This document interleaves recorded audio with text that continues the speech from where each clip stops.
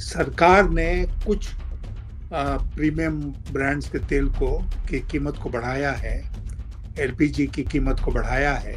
अगर ये युद्ध चलता रहा, 22 दिन हो गया और रुकने का कोई नामो निशान नहीं है, तो आगे चलकर हमें कच्चे तेल के संकट का सामना करना पड़ेगा। सरकार कहीं ना कहीं छुपने की कोशिश कर रही है, कहीं ना कहीं वही गलत बयानी कर रही है जो कि संकट की परिस्थिति के लिए उचित नहीं है। ईरान की जनता एकजुट है इस समय और हमलावरों का मुकाबला कर रही है। सो ट्रम्प का जो कैलकुलेशन था ये लड़ाई शुरू करने के पहले, वो सारा कैलकुलेशन धराशायी हो गया। इसमें भारत के पास एक ही विकल्प है, नहीं तो हमारा बहुत नुकसान होगा आर्थिक और हर दृष्टिकोण से, सामरिक दृष्टिकोण से भी। एक ही हमारे पास उपाय है और वो ये है कि भारत सरकार, मोदी जी इसमें पहल करें और इस युद्ध को रुकवाने का प्रयास करें जल्दी से जल्दी। नमस्कार, मैं हूं संजीव श्रीवास्तव। आप देख रहे हैं 4 PM। दोस्तों, अमेरिका इजराइल वर्सेस ईरान युद्ध का आज 22वां दिन है और इन 22 दिनों में जिस तरह से तबाही के मंजर निकलते चले आ रहे हैं और खासकर दुनिया इसके रेपरकेशंस को भोग रही है। जबरदस्त संकट तेल और गैस का और जो ऊर्जा संकट है वो पैदा होता चला जा रहा है और इसके जो दुष्परिणाम है इससे भारत भी अछूता नहीं। और भारत में अब इसके दावे जरूर कर रही थी हमारे देश की सरकार की दिक्कतें नहीं है, बहुत देर तक हमारे पास में निपटने की स्थितियों में है, अंडर कंट्रोल है, स्थितियां तमाम है। लेकिन अब साफ हो चला है, खासकर जिस तरीके से जो प्रीमियम पेट्रोल हो या जो इंडस्ट्रियल डीजल हो उसके दाम कल बढ़ा दिए गए और जो डॉलर है, डॉलर निरंतर हमारे जो रुपया है उसको मार कर रहा है और वो भी एक संकट का सबब है। तो तमाम जो स्थिति है, हालात हैं, दुनिया में जो स्थिति है, सीन है वो है, लेकिन भारत पर क्या कुछ आने वाला जो वक्त है कितना ज्यादा भारी होने वाला है, इसी सब पर बातचीत करने के लिए चलेंगे। खास मेहमान से जोड़ूंगा। सबसे पहले जुड़ गए हमसे, हमारे साथ हैं यशवंत सिन्हा साहब, देश के पूर्व वित्त और विदेश मंत्री। यशवंत सर, बहुत बहुत स्वागत। हम निरंतर आपको परेशान करते हैं और पुनः अब ये जो स्थिति है इस पे आपको हमने तकलीफ दी है, आपने हमें वक्त दिया है, बहुत आभार पहले तो। और मैं यहीं से शुरू करना चाहूंगा कि जो प्रीमियम पेट्रोल और फिर साथ में इंडस्ट्रियल डीजल 22 रुपए के लगभग की लीटर की जो कीमतों में वृद्धि और उधर 2 रुपए 35 पैसे प्रीमियम पेट्रोल, परोक्ष तो है ही है, अपरोक्ष भी बहुत सारी मार हम पर हैं।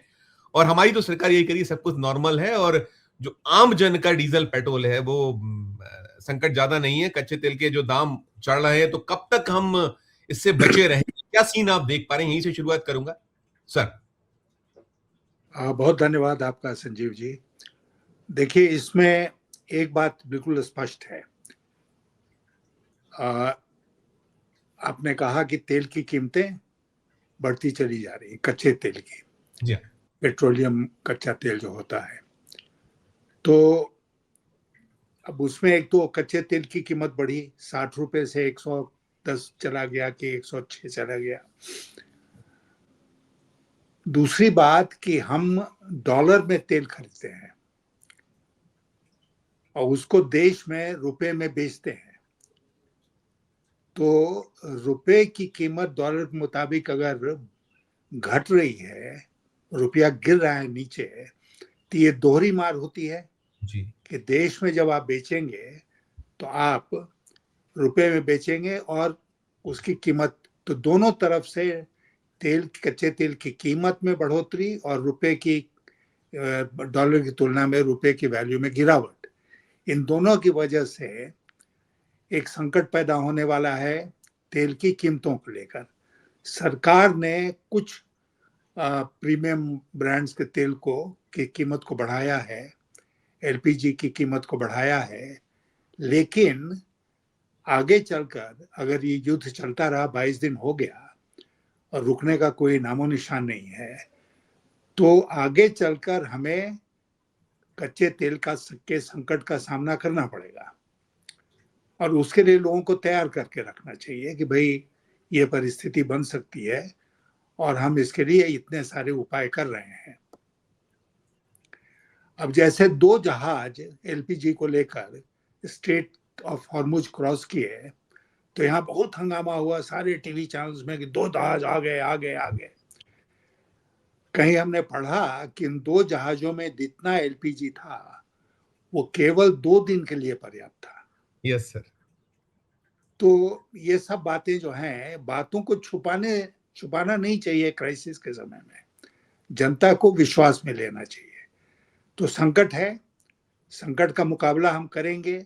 अब मान लीजिए कितने 22 दिन हो गए इस युद्ध के। एक मामूली सी बात मैं आपसे कह रहा हूँ, सर पार्लियामेंट का सत्र चल रहा है, तो क्या ये वाजिब नहीं था कि सरकार ऑपोजिशन पार्टीज के नेताओं की बैठक बुलाती और उनसे सारे विषयों पर चर्चा कर लेती, ताकि उनको भी समझ में आ जाती कि सचमुच में परिस्थितियां क्या हैं। सरकार ने अब तक ऐसा कुछ नहीं किया है। तो ऐसा लग रहा है कि सरकार लुक कहीं ना कहीं छुपने की कोशिश कर रही है, कहीं ना कहीं वही गलत बयानी कर रही है जो कि संकट की परिस्थिति के लिए उचित नहीं है। इसमें इसमें एक चीज और भी है सर, ये आपने जो कहा चर्चा तो नहीं, लेकिन ना आप बैठक बुला रहे हैं, और दूसरा जो निकल कर एक आ रहा है कि आप कहते हैं सब कुछ अंडर कंट्रोल, लेकिन ये कभी बहुत महत्वपूर्ण कुछ निकला है, इसको आप तस्दीक कर दीजिएगा कि हमने जो है 1 लाख करोड़ का स्टेबलाइजेशन फंड की डिमांड की है, प्रावधान ही नहीं है शायद इस तरह का कोई संविधान में। इस चीज का निकलना ये क्या है? ये भय भय है, दिक्कत है, और आप इसमें भी कहीं स्पष्ट तौर पर बात नहीं कर रहे हैं। ये कैसे, इसको ये क्या हमको आगे, जो हमारा खजाना वैसे ही बहुत बुरे हाल में है, कैसे इसके दुष्परिणाम और होंगे आगे? वही मैं कह रहा था ना कि अगर स्टेबलाइजेशन फंड बनाना है 1 लाख का या जितने का भी, 1 लाख करोड़ 1 लाख करोड़, तो उसका प्रस्ताव ले जाकर पार्लियामेंट में पेश करना चाहिए था वित्त मंत्री को, और वहां से मंजूरी लेनी चाहिए थी कि हम ये स्टेबलाइजेशन फंड बना रहे। ये पैसा कहाँ है? बजट में तो प्रावधान नहीं है। कंटिजेंसी फंड एक होता है, उसमें इतना पैसा नहीं होगा कि 1 लाख करोड़ आप निकाल लीजिए। तो ये पैसा कहाँ से आएगा? और बिना पार्लियामेंट की मंजूरी के सरकार 1 रुपया भी खर्च नहीं कर सकती है। तो उसको अगर स्टेबलाइजेशन फंड बनाने की जरूरत क्यों पड़ी? किस यस। चीज का स्टेबलाइजेशन? क्या स्टेबलाइज करना चाहते हैं? तेल कंपनियों के माली हालत को स्टेबलाइज करना चाहते हैं? देश की जो अर्थव्यवस्था है उसको स्टेबलाइज करना चाहते हैं? क्या स्टेबलाइज करना चाहते हैं? और संकट है तभी तो इतनी बड़ी राशि 1 लाख करोड़ का स्टेबलाइजेशन फंड की चर्चा हो रही है, और दूसरी तरफ सरकार कही कि न सब कुछ कंट्रोल में है और कोई संकट नहीं है। तो ये विरोधाभास है ना। बिल्कुल, इसमें तो ये भी है कि संविधान में ऐसा कोई प्रावधान ही नहीं है। जैसे आप देखिए, वहां संसद ने अटका दिए कि $200 बिलियन जो मांग रहे हैं, यूएस में मांगे जा रहे हैं, उन्होंने कहा नहीं, पहले हमें दीजिए, आप एक एक पैसे आप खर्च कहाँ करना चाहते हैं। अटका हुआ है मामला, ट्रंप फंसे हुए हैं, और हमें तो बुरी तरह फंसा दिया। और हम अभी एक चीज और भी हम देख रहे हैं कि आप ईरान को निरंतर कंडेम कर रहे हैं, हमारे प्रधानमंत्री जी। कई बार आपने इसके पहले भी कहा कि अगर हम न्यूट्रल रहते तो हमारे पास में बहुत कुछ होता। आप एक तरफ आपके 2 दर्जन से ज्यादा जहाज फंसे हुए हैं हॉर्मुज की जो द्वीप में, और आप इधर ये इस तरीके की चीजें, इसके पीछे क्या कुछ है सर? देखिए, एक तो वहां उस पर भी कीजिएगा टिप्पणी कि वहां जो हो रहा है 200 करोड़ जो उन्होंने मांगा है, डॉलर मांगा है, $200 बिलियन मांगा है उन्होंने वहां, तो ये, और यहाँ ये इस तरीके से आप, चूंकि यहाँ वैसा आप नहीं है, वहां तो अटका रखा है। आप यहाँ विपक्ष को कुछ भी दबा सकते हैं, तो कुछ भी कर लीजिए, दोनों पर आपका एक। नहीं, वो बिल्कुल आपने ठीक कहा। और जो मैंने आपसे अर्ज किया था कि ऑल पार्टी मीटिंग तो कम से कम बुलानी चाहिए थी, वो भी काम नहीं किया। हम असल में इसमें हम पक्षपात कर रहे हैं। आपने कहा कि ईरान को हम लगातार कंडेम करते जा रहे हैं। एक भी मिसाइल गिरता है गल्फ कंट्री पर, तुरंत हमारे प्रधानमंत्री जी वहाँ के शासनाध्यक्ष को फोन करते हैं और ईरान को कंडेम करते हैं, और ये खबर आती है बाहर कि ईरान को कंडेम किया उन्होंने। ईरान के ऊपर इतना बड़ा हमला 2 शक्तिशाली देशों ने मिलकर किया है, उसको कभी कंडेम नहीं किया। और 2 दिन पहले इजराइल जाकर वहां उन्होंने साबित कर दिया कि वो किसके साथ खड़े हैं। मैं अक्सर इस बात को कहता हूं संजीव जी, कि जैसे देश के संविधान में एक बेसिक स्ट्रक्चर है जो सुप्रीम कोर्ट ने कहा है ना कि पार्लियामेंट भी उसको अमेंड नहीं कर सकती उस बेसिक स्ट्रक्चर को, उसी तरह मेरा मानना है सारे अनुभवों के आधार पर कि हमारी फॉरेन पॉलिसी में भी एक बेसिक स्ट्रक्चर है। वो ऐसे कुछ मूल मंत्र हैं जिसको कोई किसी सरकार ने बदलने का प्रयास नहीं किया है, और मोदी सरकार ने उसको भी बदल दिया। अब इस समय ईरान हमारा इतना पुराना सिविलाइजेशनल मित्र है, उसको हमने छोड़ दिया। मैं एक बात और आपसे कहना चाहता हूँ, ईरान के साथ हमारे अच्छे संबंध हैं, इजराइल और अमेरिका के साथ हमारे अच्छे संबंध हैं। तो जैसा कि फिनलैंड के प्रधानमंत्री ने कहा कि हम तो बेस्ट पोजीशन में है ना कि हम इसमें हस्तक्षेप करें और हम कहें दोनों देशों को कि भाई इसको रोको। अगर हम सचमुच में निष्पक्ष होते और सचमुच में देश के लोगों की और विश्व के लोगों की भलाई हमारे दिमाग में होती, तो हम इसमें कोशिश करते कि या तो अकेले या मित्र देशों के साथ मिलकर हम इसको जल्द से जल्द रोकने का प्रयास करें। हम तो कुछ नहीं कर रहे हैं, बल्कि हम एक तरफ खड़े नजर आ रहे हैं। मैं एक बात इसमें और जोड़ूंगा आपके साथ कि ब्रिक्स के बारे में बात होती है ना। ब्रिक्स जो है, ब्रिक्स में ईरान भी मेंबर है, तो भारत सरकार का भी कहना है और सही कहना है कि भाई ब्रिक्स में कोई सहमति नहीं बन पाएगी। लेकिन एक और संस्था बनी थी जब मैं विदेश मंत्री था, उसका नाम है Ipsa, India Brazil south Africa, और उसके चार्टर में लिखा हुआ है कि हम दुनिया में अगर कहीं कलह होता है, कहीं कॉन्फ्लिक्ट होता है, तो उसमें भी मिलकर एक भूमिका निभाएंगे। तो हम क्यों नहीं ब्राजील और साउथ अफ्रीका से बात करके और इस प्रयास करते हैं कि ये जंग रुके जिसमें हमको इतना नुकसान हो रहा है। अब ये लोग कह रहे हैं, ट्रम्प कह रहे हैं कि ईरान को तबाह कर दिया, उसका एयरफोर्स खत्म हो गया, नेवी खत्म हो गया, सब कुछ खत्म हो गया, और उसके बाद वो डीगो गार्सिया में मिसाइल छोड़कर अटैक कर रहा है 4,500 किलोमीटर दूर, 4,500 किलोमीटर दूर छोड़ा उसने। सर उसने जो F-35 को घायल किया है, जो कहते थे अदृश्य है हमारा सबसे दुनिया का सबसे अच्छा जो फाइटर ताकत। तो आप उसको ये अब तो समझ में आना चाहिए, शायद हमें भी समझ में आना चाहिए कि इस वक्त जो भी हम कर सकते हैं, आपने कदम उठाया, आप इजराइल और अमेरिका, लेकिन कुछ तो रास्ता निकले। आपके भी 2 दर्जन जहाज फंसे हुए हैं वहां हॉर्मुज में फंसे हुए हैं, तो क्या निकल सकता है, कैसे इस वक्त क्या हमारी स्ट्रेटेजी होनी चाहिए? हमारे 6 लोग भी मारे गए हैं इस युद्ध में, जी हाँ, जी हाँ, भारतीय नागरिक। जी हाँ, तो इसलिए हमारे लिए इस युद्ध को रोकना हर दृष्टिकोण से फायदेमंद भी है और महत्वपूर्ण भी है। तो पापा जी पापा, यस, पापा वॉर रुकवा दी, तो पापा वॉर क्यों नहीं रुकवा रहे हैं इस बार? तो नहीं रुकवा रहे सवाल नहीं, मतलब कुछ बोल भी नहीं रहे, अपनी चुप्पी। सर एक चीज और भी है, देखिए जो आप अभी बात कर रहे थे, रुपये की हम बात कर रहे थे, मैं आज सुबह देख रहा था, एक समय ऐसा भी था 94.05 पैसे तक डॉलर पहुंचा था, फिर बाद में फिर वो 93.69 पे आ गया, सेंचुरी की ओर है सर। तो ये जो कितना भयावह दृश्य की एक संभावनाएं, संकेत मिल रहे हैं, कैसे देख रहा हूं, अभी भी हम चेत नहीं रहे हैं, उलझे हुए हैं, कुछ रास्ते निकले, कुछ करें। ये as a ex finance minister, as a ex external minister, क्या कहेंगे ये इस दिशा में क्या कुछ हम अभी हमारे पास में क्या क्या चीजें हैं, हम क्या होना चाहिए इस वक्त, क्या कदम होते, अगर आप होते तो क्या करते? देखिए, मैंने आपको पहले भी कहा कि ये जो दोहरी मार पड़ रही ना हमारे ऊपर, रुपए का गिरना डॉलर के मुकाबले और तेल की कीमतों में इजाफा, तेल का आना भी जी, क्योंकि स्ट्रेट ऑफ हॉर्मुज में हमारे जहाज रुके हुए हैं जैसा आपने कहा, तो एलपीजी और तेल, कच्चे तेल का आना, ये अपने आप में एक ऐसा महत्वपूर्ण सवाल है कि कुछ दिनों तक अगर ये चलता रहा तो हम बहुत संकट में फंसेंगे। और इसका जो तेल की कीमत बढ़ने का मतलब यह होगा, रुपए की गिरने का मतलब यह हुआ कि इसका पूरी हमारी जो अर्थव्यवस्था है उसके ऊपर एक कैस्केडिंग इफेक्ट जिसको कहते हैं वो होने वाला है। इससे कोई भी ऐसा नहीं है, न किसान इससे अछूता रहेगा, न उद्योग इससे अछूता रहेगा, न जो लोग सर्विस इंडस्ट्री में है वो लोग इससे अछूते रहेंगे। तो सारा सेक्टर हमारा इससे प्रभावित होने वाला है। और कई जगह तो आप जान रहे हैं कि एक संकट है जिसके चलते रेस्टोरेंट बंद हो रहे हैं, गिग वर्कर्स का क्या हाल हो रहा है। उसके अलावा तिरुपुर जैसे जो इंडस्ट्रियल सेंटर्स हैं वहां पर क्या हो रहा है। तो बहुत सा इसका प्रभाव दिखने लगा है ऑलरेडी। लोग बेरोजगार हो रहे हैं। लेकिन हमारे यहाँ तो जो मीडिया का हाल है, तो ये सारी चीजें सच्चाई सामने आती नहीं है।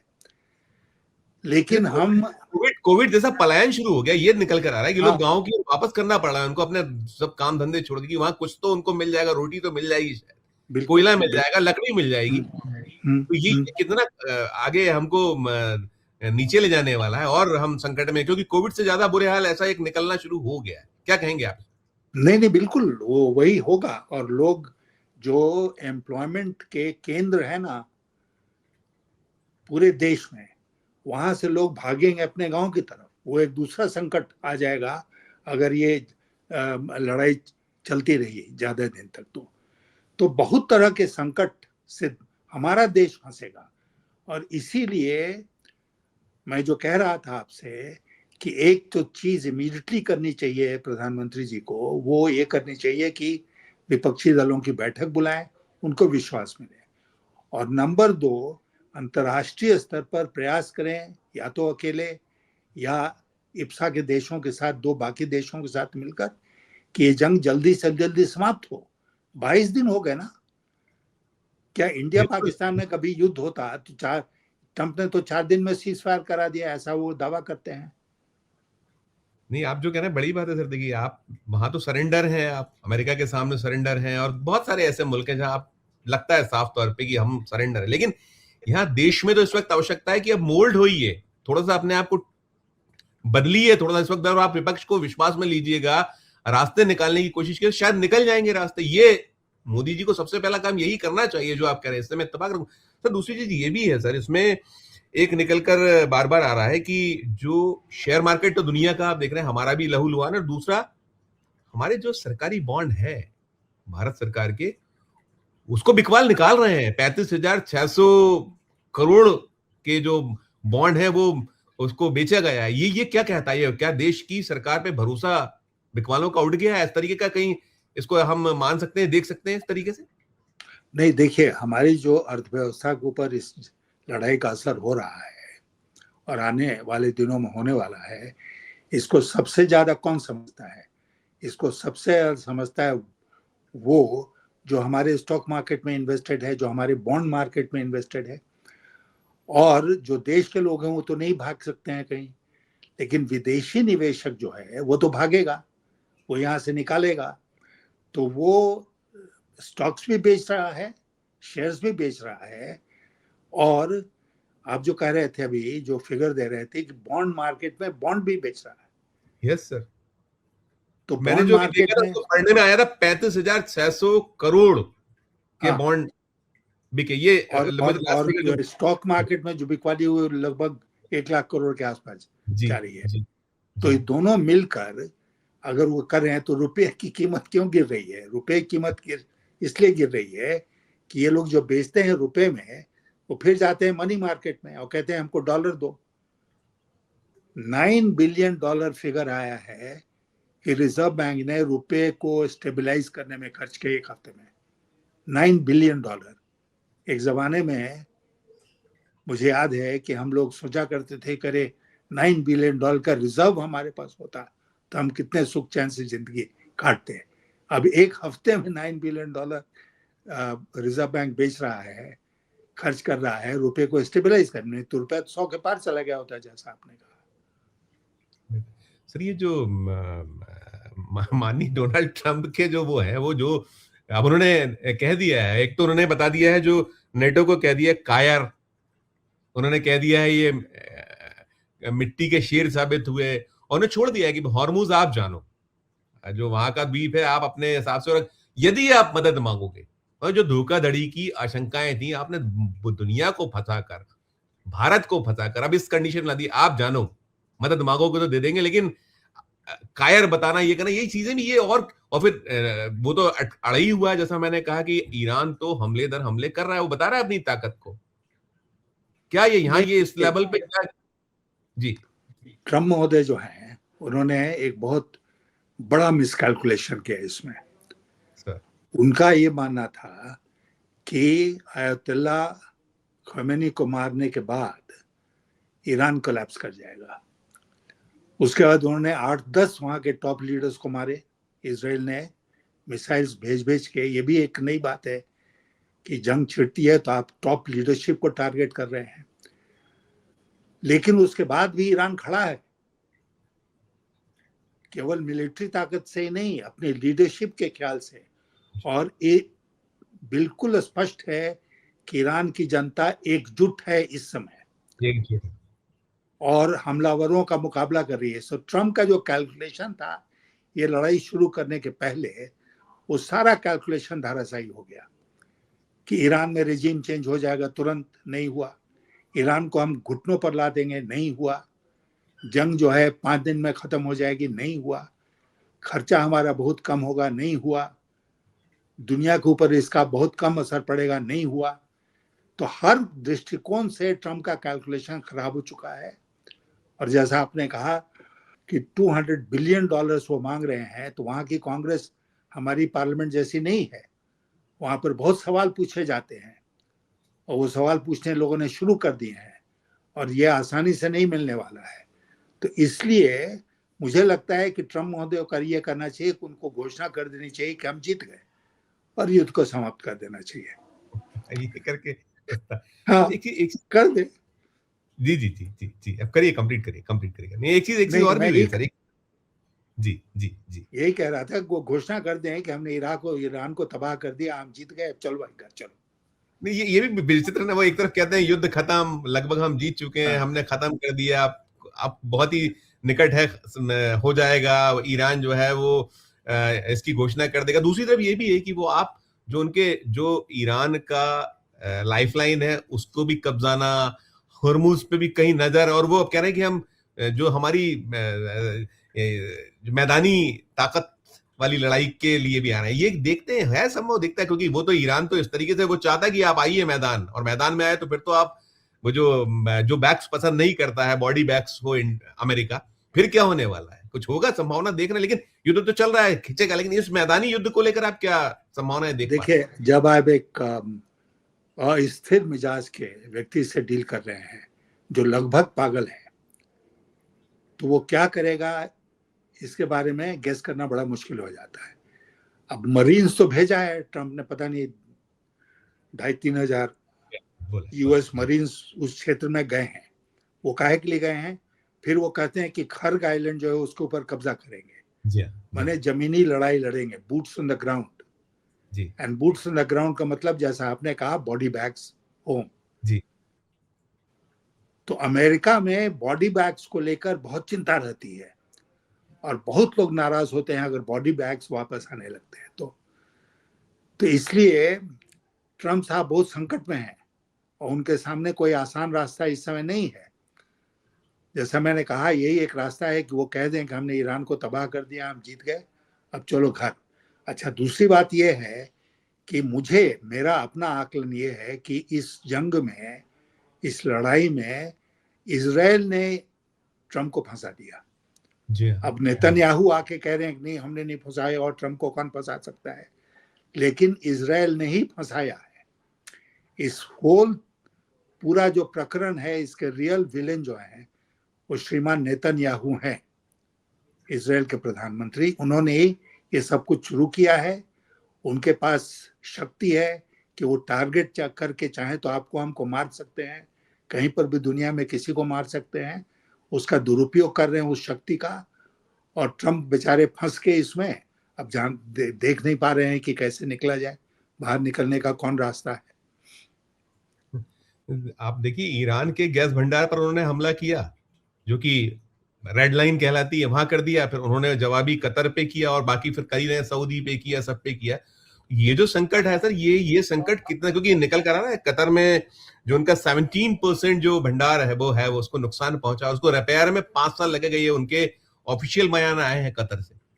किस और हम ले जाए, क्योंकि वो 20% तो वो अकेला कतर ही दुनिया की जो गैस की आपूर्ति है वो करता है। तो ये और दूसरा, दोनों को मिला के आप समझ कर दीजिएगा, एक तो ये वाला कि ये कितना भयावह रूप लेगा, और दूसरा महंगाई बम भारत में और किस कदर ब्लास्ट होने वाला है, बड़ा बम कब, क्या आप उसके लेवल पे क्या देख रहे हैं उस एंगल पे? यही समाप्त। देखिए, जो जो नुकसान हुआ है ये ईरान में, आसपास के देशों में, और खास करके आपने कतर के तेल का और एलपीजी के भंडार का जिक्र किया, आगे कितना नुकसान होगा इसका हम लोग अभी शायद एस्टिमेट भी हम नहीं कर सकते हैं, और दुनिया का कितना नुकसान होगा ये भी नहीं एस्टिमेट कर सकते हैं। भारत का नुकसान तो हम देख रहे हैं कि हमारे यहाँ हो रहा है, और आगे चलकर और होगा। ये संकट गहराएगा, और हम अफवाह फैलाने की कोशिश नहीं कर रहे हैं, लेकिन ये संकट गहराएगा युद्ध चलता रहा तो।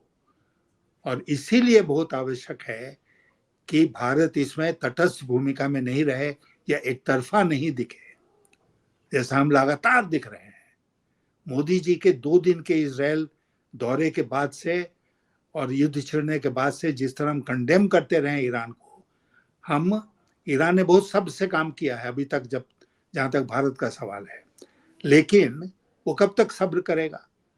वो तो भारत की जनता के प्रति सहानुभूति दिखा रहा है, वो भारत की सरकार के प्रति नहीं है। भारत की सरकार से उसको कहीं ना कहीं उसके मन में है, आक्रोश है कि इनका जो रवैया है।